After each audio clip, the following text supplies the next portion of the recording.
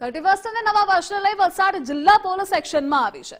દારૂબંધીના કડક અમલ અને હેરાફેરી પર સંપૂર્ણ રોક લગાવવા માટે જિલ્લા પોલીસે 30 જેટલી આંતરરાજ્ય ચેકપોસ્ટ પર પોલીસ બંદોબસ્ત ગોઠવ્યો। આ તમામ ચેકપોસ્ટ પર સઘન ચેકિંગ કરવામાં આવી રહ્યું છે। સાથે જ દમણ અને દાદરાનગર હવેલી તેમજ પાડોશી રાજ્ય મહારાષ્ટ્રથી આવતા વાહન ચાલકોનું બ્રેથ એનાલાઇઝર મશીન દ્વારા ચેકિંગ કરાઈ રહ્યું છે।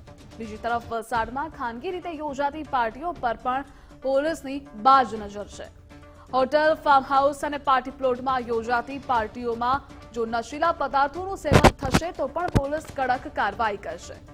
ત્યારે જિલ્લાના પોલીસ વડાએ આ મામલે લોકોને અપીલ કરી છે કે નવા વર્ષની ઉજવણી સલામત રીતે કરો, નહીતર જો દારૂ પી ગુજરાતમાં પ્રવેશ કરશો તો પોલીસ જરૂરથી કડક પગલાં લેશે। આવનાર 31મી ડિસેમ્બરને લઈને રેન્જ આઈજી પ્રેમવીરસિંહ સાહેબના માર્ગદર્શન હેઠળ વલસાડ જિલ્લા પોલીસ સજ્જ છે।